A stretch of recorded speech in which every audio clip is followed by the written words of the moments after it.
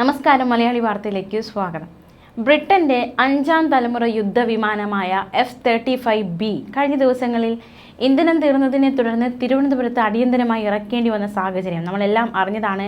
ഞായറാഴ്ചയോടെയാണ് ബ്രിട്ടന്റെ യുദ്ധവിമാനം ഇന്ത്യയിലേക്ക് അടിയന്തരമായി ഇറക്കേണ്ടുന്ന സാഹചര്യം വന്നത്. ഇപ്പോൾ നമ്മൾ നോക്കാൻ പോകുന്നത് മറ്റൊരു കാര്യമാണ്. അതായത് തിരുവനന്തപുരം വിമാനത്താവളത്തിൽ അടിയന്തര ലാൻഡിംഗ് നടത്തിയ ഉടൻ പൈലറ്റ് കൂടിയായ ക്യാപ്റ്റൻ, അദ്ദേഹത്തിൻ്റെ പേര് മൈക്ക് എന്നാണ്, അദ്ദേഹം ഈ ഒരു വിമാനത്തിൽ നിന്ന് ഇറങ്ങിയ ശേഷം ആദ്യം ആവശ്യപ്പെട്ടത് ഒരു കസേരയാണ്. മാത്രമല്ല, കസേര എടുത്ത് ഈ യുദ്ധവിമാനത്തിൻ്റെ അടുത്ത് അദ്ദേഹം ഇരിക്കുന്ന ഒരു സാഹചര്യം അതൊക്കെ നേരത്തെ റിപ്പോർട്ട് ചെയ്യപ്പെട്ടതാണ്. എന്തുകൊണ്ട് ഈ വിമാനത്തിനരികിൽ ഇത്തരത്തിൽ കസേരയിട്ട് അദ്ദേഹം ഇരുന്നു എന്ന ചോദ്യമാണ് ഇപ്പോൾ ശക്തമാകുന്നത്. ആ ചോദ്യത്തിനുള്ള ഉത്തരത്തിലേക്കാണ് നമ്മളിപ്പോൾ പോകുന്നത്. ക്യാപ്റ്റൻ മൈക്ക് ആവശ്യപ്പെട്ട പ്രകാരം കസേരയുമായി അധികൃതർ ഓടിയെത്തുകയും കസേര കിട്ടിയ ഉടൻ ക്യാപ്റ്റൻ മൈക്ക് ആ കസേര യുദ്ധവിമാനത്തിനടുത്തിട്ട് അതിൽ ഇരിപ്പുറപ്പിക്കുകയും ചെയ്തിരുന്നു. ഇതിന് കാരണം എന്താണ് എന്നറിയാതെ തിരുവനന്തപുരത്ത് വിമാനത്താവളത്തിലെ ഉദ്യോഗസ്ഥർ ആകെ ആശങ്കാകുലരായി. കാരണം എന്തിനിത്തരത്തിൽ ചെയ്യുന്ന ഒരു വിമാനത്തിൻ്റെ അടുത്ത് ഇത്തരത്തിൽ കസേരയിട്ടിരിക്കേണ്ടുന്ന സ്ഥിതി എന്താണ് എന്നതടക്കമുള്ള ചോദ്യങ്ങളൊക്കെ ശക്തമായിരുന്നു. ലോകം മുഴുവൻ വാങ്ങാൻ ക്യൂ നിൽക്കുന്ന 5ാം തലമുറയിൽപ്പെട്ട ആധുനിക യുദ്ധവിമാനമാണ് F-35B. ഇതിൻ്റെ നിർമ്മാണ രഹസ്യം അത് അതീവ രഹസ്യമായിരിക്കണം, ആരും പുറത്തറിയാൻ പാടില്ല.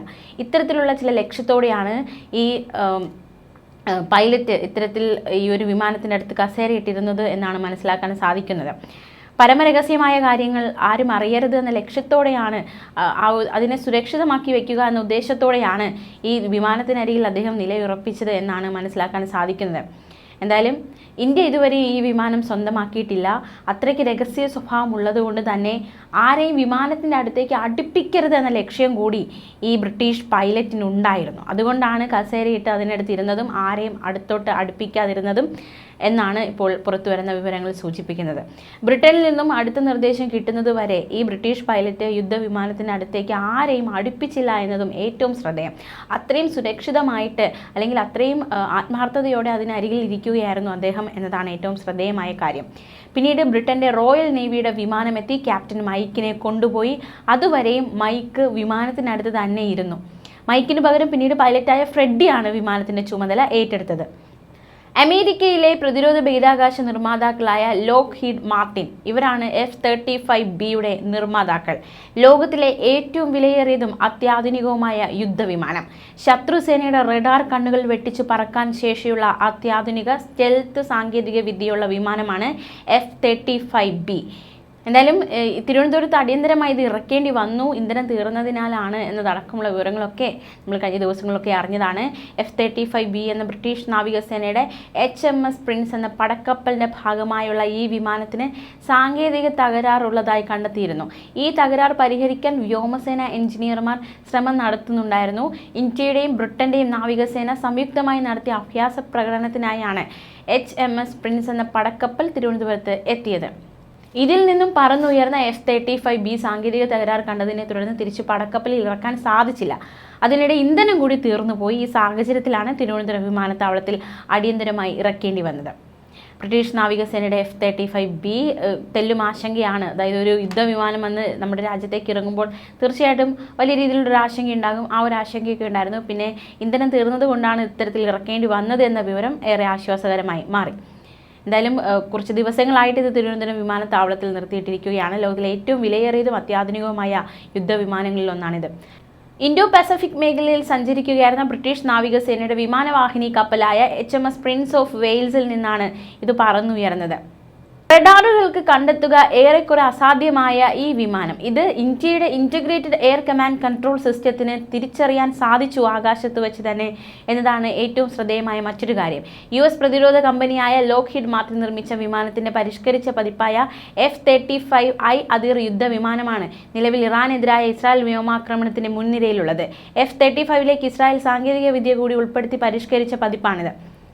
എന്തായാലും ഈ യുദ്ധവിമാനം ഉടൻ തന്നെ ഇവിടെ നിന്ന് മടങ്ങും എന്ന് തന്നെയാണ് പ്രതീക്ഷിക്കുന്നത്. അതേസമയം ഇനി നമ്മൾ നോക്കാൻ പോകുന്നത് ഇറാൻ ഇസ്രായേൽ യുദ്ധമാണ്. പശ്ചിമേഷ്യ കലുഷിതമാവുകയാണ്.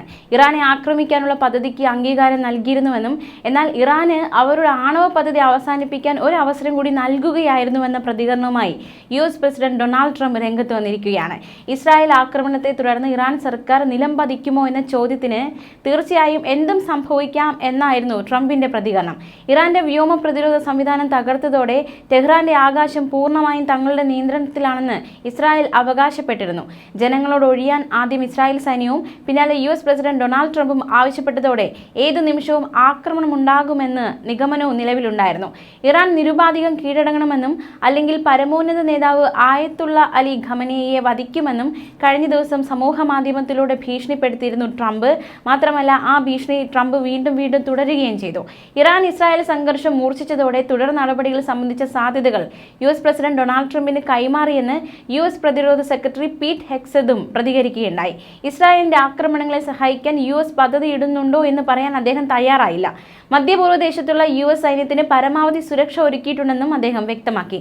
ഇറാന്റെ ഭൂഗർഭ ആണവ പദ്ധതികളെ തകർക്കാൻ ബങ്കർ ബസ്റ്റർ ബോംബുകൾ ഇസ്രായേലിന് കൈമാറണോ എന്നത് സംബന്ധിച്ച് തീരുമാനമെടുക്കേണ്ടത് ട്രംപ് ആണെന്നും അദ്ദേഹം പറഞ്ഞു. ബങ്കർ ബസ്റ്റർ ബോംബുകൾ വഹിക്കാൻ ശേഷിയുള്ള B-2 സ്റ്റെൽത്ത് ബോംബറുകൾ പറത്താൻ US പൈലറ്റുമാരുടെ ആവശ്യമുണ്ട്. അടുത്ത നടപടി സംബന്ധിച്ച് നിരവധി സാധ്യതകൾ പ്രസിഡന്റിന് മുന്നിലുണ്ടെന്ന് ഉറപ്പാക്കുക, അത് പ്രസിഡന്റിനെ അറിയിക്കുക, ആ സാധ്യതകളുടെ അനന്തരഫലങ്ങൾ ബോധ്യപ്പെടുത്തുക എന്നിവയാണ് തന്റെയും സംയുക്ത സേനാ മേധാവി ജനറലിന്റെയും ചുമതലയെന്നാണ് പീറ്റ് ഹെക്സത്ത് പ്രതികരിച്ചിരിക്കുന്നത്. അതേസമയം US കൂടുതൽ യുദ്ധവിമാനങ്ങളും ഏരിയൽ ഇന്ധന ടാങ്കുകളും മധ്യപൂർവ്വ ദേശത്ത് വിന്യസിക്കുന്ന സാഹചര്യമുണ്ടായി. F-16, F-22, F-35 യുദ്ധവിമാനങ്ങളാണ് US വിന്യസിച്ചതെന്നാണ് റിപ്പോർട്ടുകൾ. ഇറാനെതിരെയുള്ള ആക്രമണത്തിൽ പങ്കുചേർന്നാൽ മധ്യപൂർവ്വ ദേശത്ത് മറ്റൊരു യുദ്ധത്തിലേക്ക് US-നെ വലിച്ചിഴയ്ക്കുന്ന നടപടിയാകും ഇത് എന്ന ഒരു നിഗമനവും നിലനിൽക്കുന്നുണ്ട്. എന്തായാലും ഇസ്രായേലുമായുള്ള സംഘർഷത്തിൽ നിരുപാധികം കീഴടങ്ങണമെന്ന അമേരിക്കൻ പ്രസിഡന്റ് ഡൊണാൾഡ് ട്രംപിന്റെ അന്ത്യശാസനം അത് കഴിഞ്ഞ ദിവസം ഇറാൻ തള്ളുന്ന സാഹചര്യമുണ്ടായി. പോരാട്ടം തുടങ്ങിയിട്ടേ ഉള്ളൂവെന്നും ഇറാൻ കീഴടങ്ങില്ലെന്നും പരമോന്നത നേതാവ് ആയത്തുള്ള അലി ഖമനേയി മറുപടി നൽകിയിരിക്കുകയാണ്.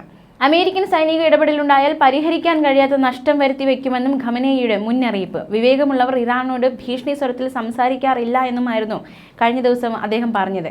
യുദ്ധത്തെ യുദ്ധം കൊണ്ടും ബോംബിനെ ബോംബ് കൊണ്ടും ഇറാൻ നേരിടും. ഏതൊരു വിധത്തിലുള്ള ഭീഷണിക്കും ആജ്ഞകൾക്കും മുന്നിൽ ഇറാൻ വഴങ്ങില്ല. ഇസ്രായേലിനെ സഹായിക്കാനുള്ള സൈനിക ഇടപെടൽ അമേരിക്കയുടെ ഭാഗത്തു നിന്നുണ്ടായാൽ തീർച്ചയായും അമേരിക്കക്കാർക്ക് തിരിച്ചെടുക്കാനാവാത്ത ദോഷം വരുത്തി വയ്ക്കുമെന്നും ഇറാൻ പരമോന്നത നേതാവ് പ്രതികരിക്കുകയുണ്ടായി. ഇറാനെയും അവിടുത്തെ ജനങ്ങളെയും ചരിത്രത്തെയും അറിയുന്ന വിവേകശാലികൾ ഒരിക്കലും ഭീഷണിയുടെ ഭാഷയിൽ സംസാരിക്കില്ല, കീഴടങ്ങില്ല എന്ന രീതിയിലായിരുന്നു അദ്ദേഹത്തിൻ്റെ പ്രതികരണം. എന്തായാലും ഈ ഇസ്രായേൽ യുദ്ധം കടുക്കുകയാണ്. ഈ ഒരു സാഹചര്യത്തിൽ അമേരിക്ക ആർക്കൊപ്പം നിൽക്കുമെന്ന ചോദ്യവും ശക്തമാകുന്നുണ്ട്. ന്യൂസ് ഡെസ്ക് മലയാളി വാർത്ത.